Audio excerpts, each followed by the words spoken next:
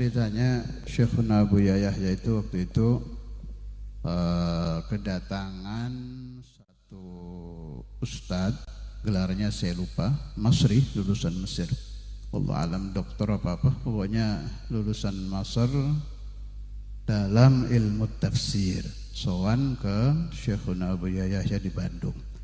Saya lupa gelarnya, yang jelas lulusan tafsir Mesir. Terus Buya cerita dulu kiai-kiai kuno itu bilang ada Allah gandeng dua dalam Al-Quran.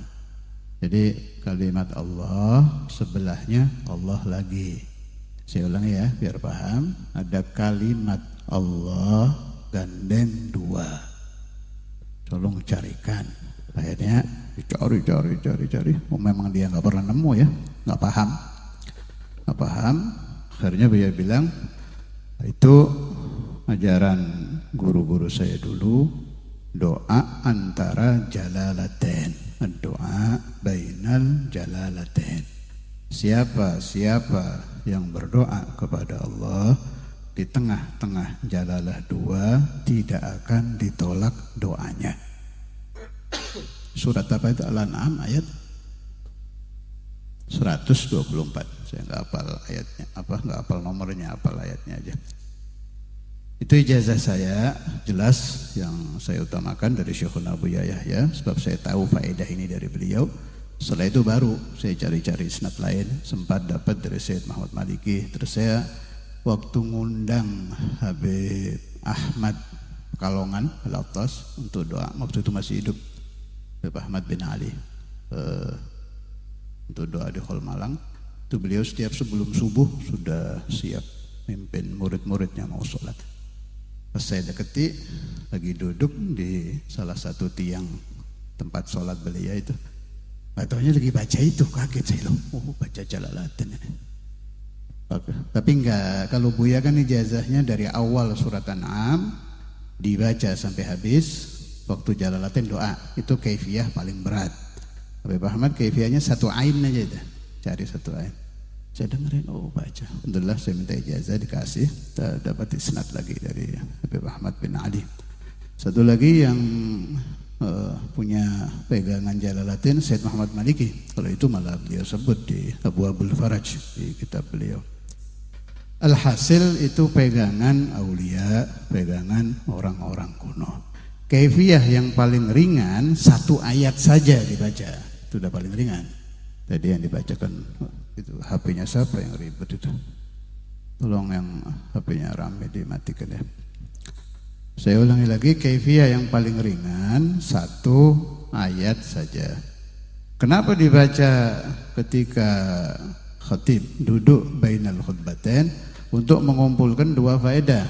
Sebab siapa-siapa yang berdoa ketika khatib sedang duduk bainal khutbatain istajab, ditambah lagi Jalalatain. Tapi pesan saya tetap baca sholawat, itu juga pesannya ulama-ulama dulu. Sempet kok, ini amalan saya, udah nggak kira nggak sempet.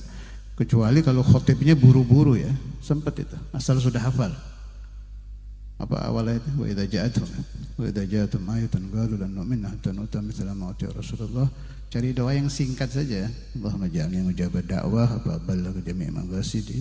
Allahu a'lam wa yatujadu risalata sayyidina.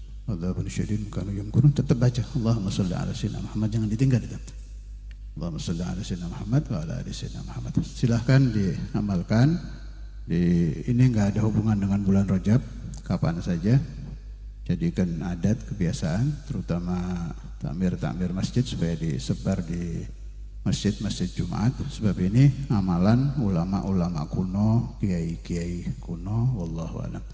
Tadi masalah Sayyidina Ali yang dibacakan Buya Anom itu nanti diulang saja rekamannya, diulang.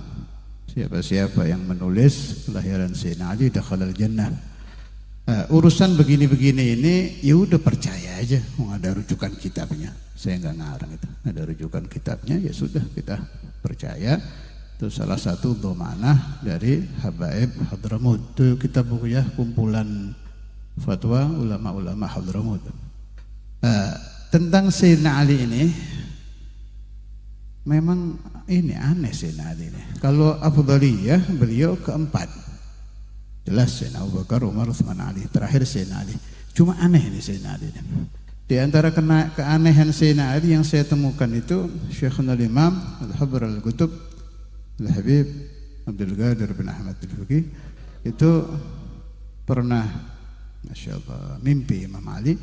Sayyidina Ali bilang sama beliau, anta mahbubun indallah li'annaka nasyarta mahabbati 'alan nas. Itu ada dua riwayat. Satu riwayat saya dapat dari murid Imam Al-Habr yang dimimpikan Imam Ali. Satu riwayat lagi Nabi yang ngomong itu. Mimpi tapi ini minta ya. Jadi katanya Imam Al-Habr Al-Qutub Al-Habib Abdul Qadir itu dicintai Allah karena menyebarkan mahabbah. Ini bukan Syiah loh, jangan salah paham, bukan Syiah. Kalau Imam Ali saja menafikan Sayyidatina Abi Bakar, Umar, Utsman, tiga itu dinafikan, Sayyidina Ali dipegang Syiah. Kalau kita tidak, tetap semua sahabat kita hormati, kita cintai. Cuma ini aneh nih.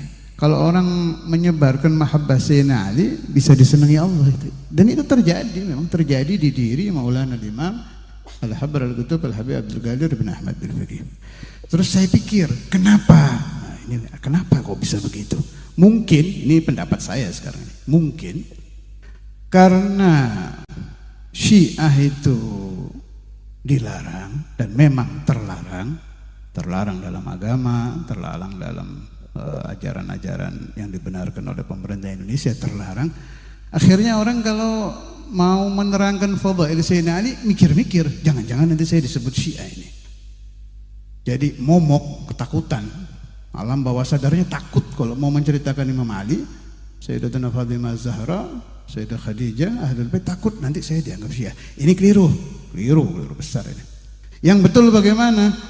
Udhkur fadail as-sahabah, wadhkur fadail Ahlul Bait 'ala sawa. Dua-duanya disebut. Terangkan fadail Sayyidina Abu Bakar Siddiq, fadail Sayyidina Umar bin Khattab, punya kelebihan sendiri-sendiri ini kan. Sayyidina Abu Bakar saya sering terangkan, man arada yanzura ila mayyitin yamshi ala wajhil ardi falyanzur ila Abi Bakar. Siapa-siapa yang ingin melihat mayat berjalan di muka bumi, lihatlah Sayyidina Abu Bakar. Enggak ingin apa-apa illallah. Dah itu fadailnya Sayyidina Abu Bakar. Sayyidina Umar, beliau sudah meninggal, namanya saja ditulis Umar Faruq, setan enggak bisa masuk dalam rumah. Ini kelebihannya Sayyidina Umar, sangat keras memegang hukum Allah sehingga setan ketakutan. Beliau mati, namanya masih bisa ngusir setan. Ini kelebihannya Sayyidina Umar. Kelebihan Sayyidina Utsman, kelebihan sahabat-sahabat yang lain tetap harus kita sebut. Tapi Sayyidina Ali ini aneh. Saya tahu aneh itu banyak cerita sih, riwayat tentang Imam Al-Habr mimpi Sayyidina Ali, Ustadzul Imam. Untuk Ustadzul Imam, waktu beliau Qoblal Bulugh, beliau bermimpi membaca kitab Jami'ut Tirmidzi di depan Imam Ali. Saya ulangi, Qoblal Bulugh, beliau bermimpi membaca kitab hadis Jami'ut Tirmidzi, itu sebelum beliau balik. Dibaca pakai sanad sampai qala Rasulullah sallallahu alaihi wasallam. Saya lupa lafaz hadis yang dibaca apa. Kalau waktu beliau cerita itu kan waktu kita taklim dulu. Saya, Abdul Qadir bin Muhammad, Syarif Umani, Syarif Khadijah, 5 anak itu kumpul, tabarrukan supaya asrornya mimpi tadi mungkin biar kena anak-anaknya, suruh baca satu-satu itu kitab Jami'ut Tirmidzi. Semua baca satu-satu. Kalau waktu itu yang kita baca Rasulullah sallallahu alaihi wasallam, la taqumus sa'atu hatta la yuqala 'alal ardi Allahu Allah, atau kama qala. Tidak akan bangkit hari kiamat sehingga tidak ada manusia di muka bumi yang membaca Allah Allah. Kalau masih ada orang berzikir Allah Allah, tidak akan bangkit hari kiamat. Kembali ke ru'yah tadi, begitu Saudara Imam selesai baca satu hadis, Sayyidina Ali berkata, au kama qala, saya enggak hafal lafadznya, au kama qala, ilmumu akan menyebar, merasuk ke pelosok-pelosok bumi. Itu bisyarah dari Sayyidina Ali. Makanya saya punya paham, oh berarti Sayyidina Ali tidak kira bohong. Jangankan Sayyidina Ali, dalam kaidah ilmu ru'yah, ini tadi mertua saya Habib Usman kan baca manaqib satu ayahnya kan, itu kalau bahasa Jawanya sakti mandraguna, sakti betul lah. Mertua saya ini juga sakti, abahnya juga sakti, makanya saya nggak berani kawin lagi. Takut saya nanti ditiup sama anaknya. Waduh, ini hati-hati yang kawin sama turunan Bani Usman, Idrus, hati-hati. Salim tuh hati-hati, sakti-sakti jangan macam-macam. Kalau Ahmad karena laki berani dia. Hati-hati loh. Kok ngomong ke situ bahasa apa tadi? Apa lagi bahasa apa? Gue. Hah? Ah iya, ilmumu enggak kok nyebut-nyebut ke itu apa itu?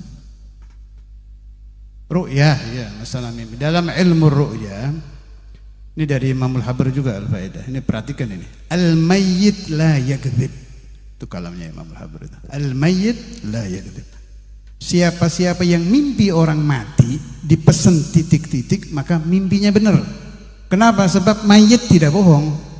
Yang bohong itu orang hidup, tukang kadzab, tukang harat, tukang tipu kalau masih hidup. Begitu mati habis, nggak kira nih. Wal mayyit la yakdzib. Jangankan yang kita mimpikan Rasulullah SAW, mayit saja sudah nggak kira bohong. Yang keliru takwilnya, itu bisa keliru. Mimpinya tidak keliru. Al mayyit la yakdzib. Jadi mimpinya Habib Usman abahnya ingin dikholi, percaya saya, udah nggak kira bohong.